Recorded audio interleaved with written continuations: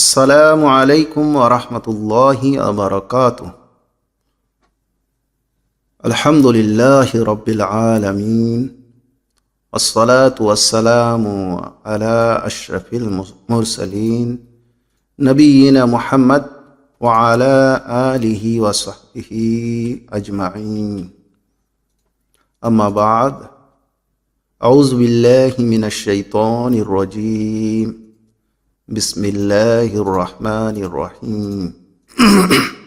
يا أيها الذين آمنوا اتقوا الله حق تقاته ولا تموتن إلا وأنتم مسلمون واعتصموا بحبل الله جميعا ولا تفرقوا واذكروا نعمة الله عليكم إذ كنتم أعداء فألف بين قلوبكم فأصبحتم بنعمته إخوانا وكنتم على شفا حفرة من النار فأنقذكم منها كذلك يبين الله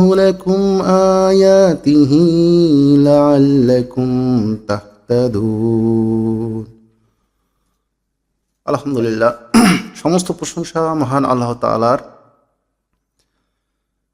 যিনি আমাদের সৃষ্টি করেছেন মানুষ রূপে, অতঃপর মুসলিম হিসেবে আমাদেরকে এই পৃথিবীতে সৌভাগ্যের অধিকারী করে প্রেরণ করেছেন। আলহামদুলিল্লাহ। অতঃপর নবী মুহাম্মদ সাল্লাল্লাহু আলাইহি ওয়াসাল্লামের উপরে অবারিত দরুদ ও সালাম বর্ষিত হোক। আল্লাহুম্মা সাল্লি আলাইহি আল্লাহুম্মা বারিক আলাইহি। আজকে আমরা মূলত দুটি আয়াত, সূরা আল ইমরানের 102 এবং 3 নম্বর আয়াত তিলাওয়াত করেছি এবং যার অর্থ, বঙ্গানুবাদ এবং সেই সাথে সংক্ষিপ্ত আলোচনা পেশ করার নিয়ত করেছি ইনশাআল্লাহ। তো আমরা জানি এই সূরা আল ইমরানের রুকুর শুরুতেই যে আয়াতটি, 11 নম্বর রুকুর শুরুতেই প্রথম যে আয়াতটি, ইয়া আইয়ুহাল্লাযীনা আমানুত্তাকুল্লাহ হাক্কা তুকাতিহি ওয়া লা তামুতুন্না ইল্লা ওয়া আনতুম মুসলিমুন, এই আয়াতটি আমরা বিভিন্ন ইসলামী মজলিস থেকে শুরু করে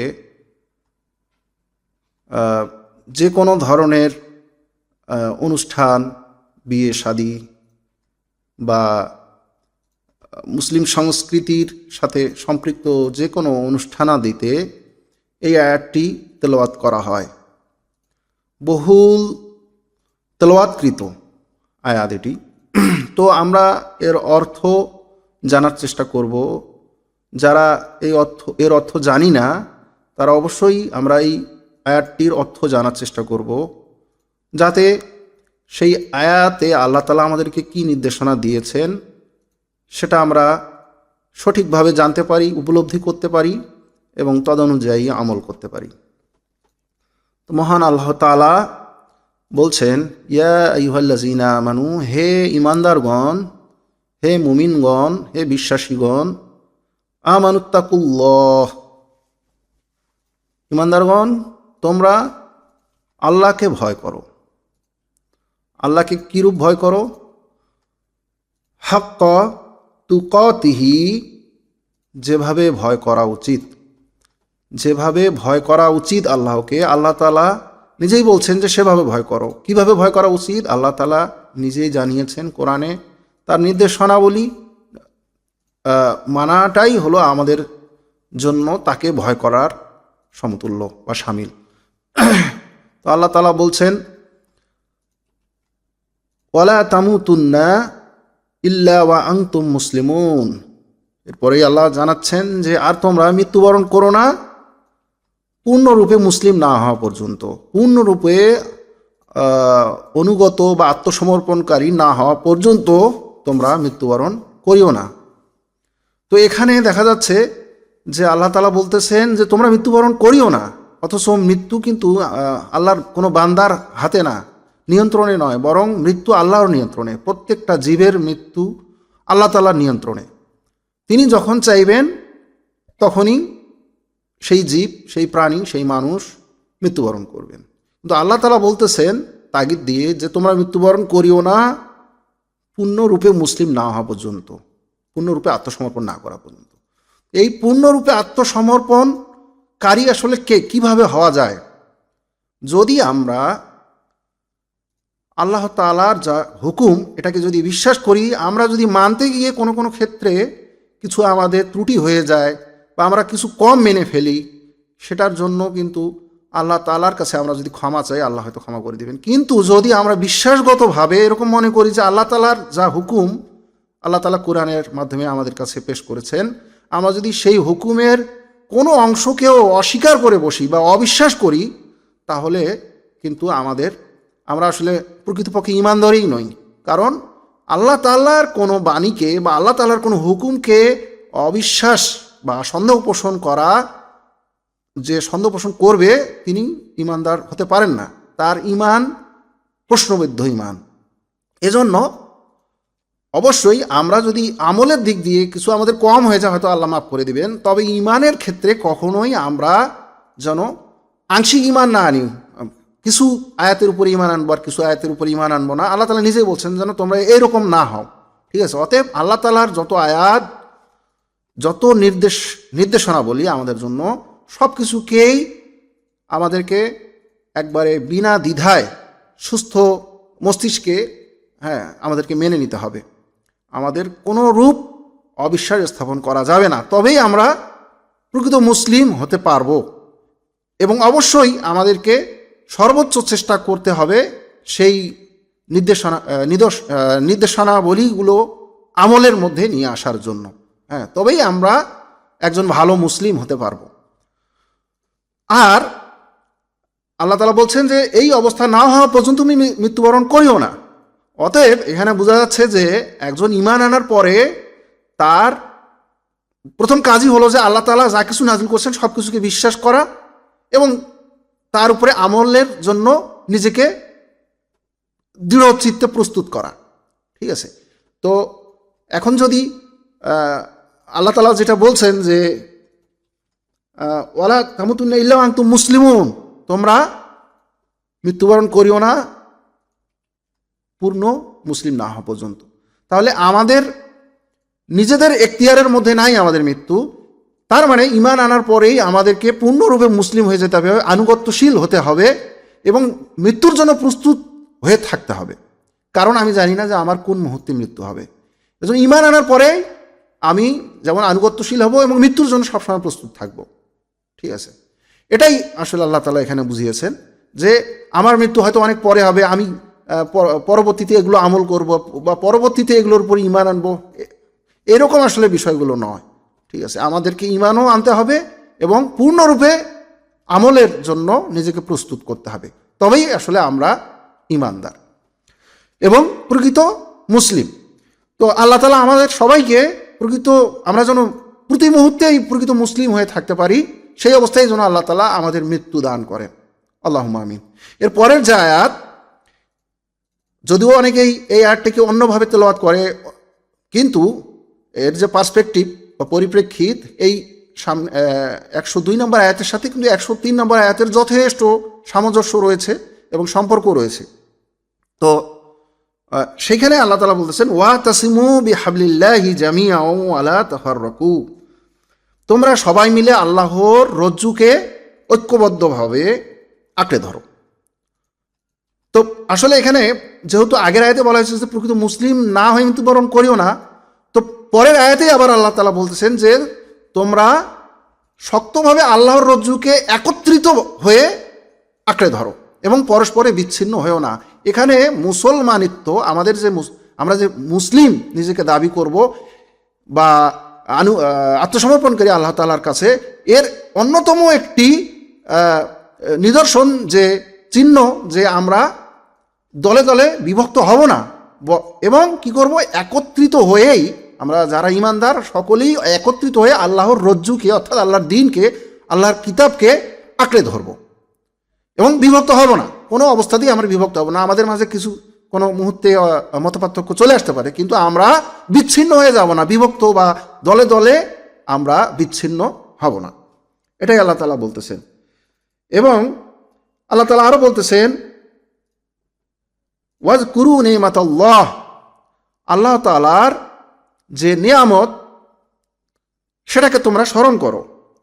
নিয়ামাতুল্লাহি আলাইকুম, তোমাদের উপরে আল্লাহ তাআলার যে নিয়ামত দেয়া হয়েছে তা স্মরণ করো। কি সেই নিয়ামত? ইজ কুনতুম আদাআন ফাআল্লাফা বাইনা কুলুবিকুম, যখন তোমরা একে অপরের দুশমন ছিলে, একে অপরের যখন তোমরা শত্রু ছিলে, তখন তোমাদের অন্তরগুলোর মাঝে আল্লাহ তাআলা ভালোবাসার সৃষ্টি করে দিয়েছেন। আমরা জানি রাসূল সাল্লাল্লাহু আলাইহি সাল্লাম যখন মক্কা থেকে মদিনা হিজরত করেন, তার পূর্বে মদিনার যে গোত্রগুলো ছিল, বিশেষ করে আওস এবং খাজরাজ, এদের পরস্পরের মধ্যে সবসময় ঝগড়াঝাটি, হানাহানি, এগুলো লেগেই থাকতো, একে অপরকে হত্যা করত। অর্থাৎ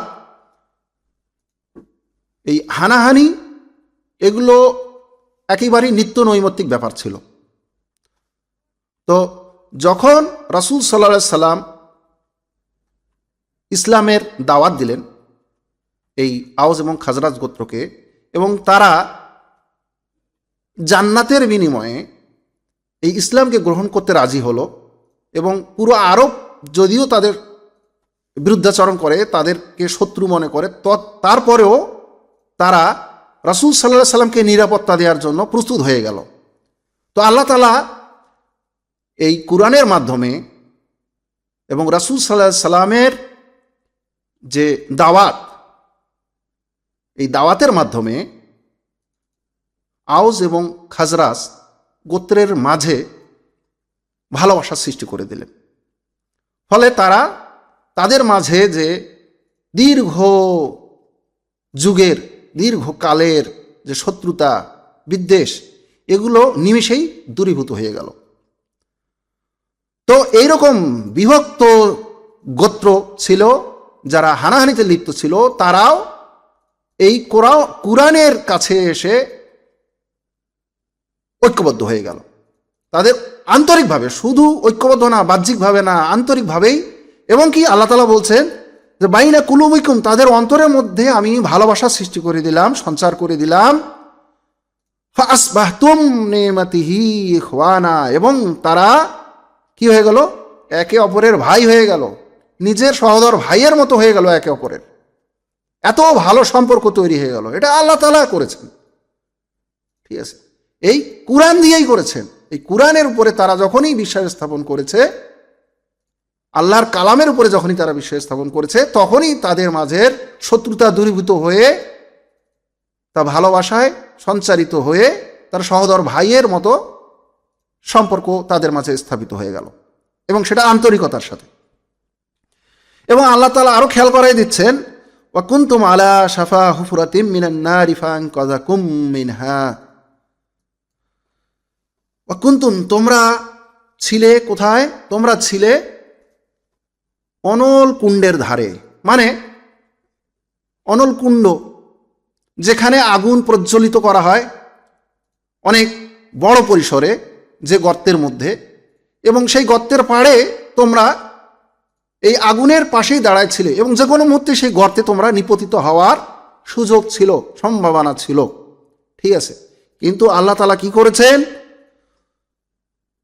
তোমাদেরকে ফাআনকাযাকুম মিনহা, তোমাদেরকে উদ্ধার করেছেন। ইসলাম গ্রহণ করার কারণে তোমরা আগুনে, অর্থাৎ দুনিয়াতেই তোমরা ছিলে শত্রু, এই শত্রুতার যে আগুন, সেটাতে তো দুনিয়াতেই তোমাদেরকে ধ্বংস করত, এবং আখিরাতেও তোমাদের জন্য ধ্বংস অবশ্যম্ভাবী ছিল। কিন্তু সেখান থেকে আল্লাহ তাআলা তোমাদেরকে উদ্ধার করেছেন, দুনিয়াতেও এবং আখিরাতেও তোমরা আগুন থেকে হয়তো নিরাপত্তা লাভ করবে ইনশাআল্লাহ। তো কাযালিকা ইউবাইয়িনুল্লাহু লাকুম আয়াতিহি লাআল্লাকুম তাহতাদুন, এভাবে আল্লাহ তাআলা তোমাদের কাছে তার যে আয়াত পেশ করছেন, জানায় দিচ্ছেন, যাতে তোমরা সুপথ প্রাপ্ত হও। এখন আমি শুধু এতটুকু বলতে চাই যে আমাদের যে মুসলিম বিশ্ব, আমাদের যে মুসলিম সমাজ, এখানে আমরা দেখি আমরা মুসলিমরা শতধা বিভক্ত, ৭২-৭৩ না, অসংখ্য অসংখ্য, ঠিক আছে, শত শত হাজার দলে উপদলে আমরা বিভক্ত। তো এই আমরা মুসলিম হওয়ার পর, ঈমান আনার পরেও আমরা বিভক্ত, ঠিক আছে। আর আল্লাহ তাআলার কুরআন বিভক্ত বিভক্ত গোত্রদেরকে সংযুক্ত করেছিল, ঐক্যবদ্ধ করেছে এবং নিরাপত্তা দান করেছে, তাদেরকে জাহান্নামের পথ থেকে ভালোবাসার মাধ্যমে জান্নাতের পথে নিয়ে এসেছে। আর আমরা ইমানদার দাবি করার পরেও, নিজেদেরকে মুসলিম দাবি করার পরেও দলে দলে বিভক্ত হয়েছি এবং একে অপরকে শত্রু মনে করি, একে অপরের অকল্যাণ কামনা করি এবং একে অপরকে হত্যা পর্যন্ত করতে আমরা উদ্ধত হই। তো আসলে এটা খুবই দুঃখজনক যে আল্লাহ তাআলা আমাদেরকে ঐক্যবদ্ধ হতে বলেছেন, বিভক্ত হতে বারণ করেছেন, নিষেধ করেছেন, আর আমরা সেই কোরআনের আয়াত দিয়েই আমরা নিজেদেরকে বিভক্ত করে ফেলছি এবং প্রত্যেকেই মনে করছি যে আমি যে মতের বা দলের, সেই দলটা সঠিক এবং বাকিরা হলো বিপথে আছে, তারা হলো জাহান্নামের পথের অনুসারী, আর আমি মুক্তিপ্রাপ্ত দলের অনুসারী বা জান্নাতের পথগামী। আসলে আমরা প্রত্যেকেই আছি ভুলের মধ্যে। যতক্ষণ না আমরা নিজেদের ভুলকে অকপটে স্বীকার করি এবং নিজেদেরকে সংশোধনের চেষ্টা করি, এবং যতক্ষণ না আমরা আমাদের ছোটোখাটো ভুল ত্রুটি এবং পার্থক্যগুলিকে ভুলে ঐক্যবদ্ধ করার চেষ্টা করি, ততক্ষণ পর্যন্ত আমরা ধ্বংসের পথে আছি, আমরা জাহান্নামের পথে আছি, আমরা অগ্নিকুণ্ডের ধারে আছি। তো আমাদেরকে সেই পথ পরিহার করে ঐক্যবদ্ধ মুসলিম হওয়ার চেষ্টা আমাদেরকে করতেই হবে। এর মাঝেই আমাদের রয়েছে কল্যাণ, এর মাঝেই রয়েছে আমাদের প্রকৃত মুসলমানিত্ব। আমরা প্রতি মুহূর্তে যাতে মুসলিম হয়ে আমরা জীবনযাপন করতে পারি, যে কোনো মুহূর্তেই মৃত্যু হলে যেন মুসলিম অবস্থায় আমার মৃত্যু হয়েছে এমনটি আশা করা যায় নিজের কাছেই। আল্লাহুম্মা আমিন। আসসালামু আলাইকুম ওয়া রাহমাতুল্লাহি ওয়া বারাকাতুহু।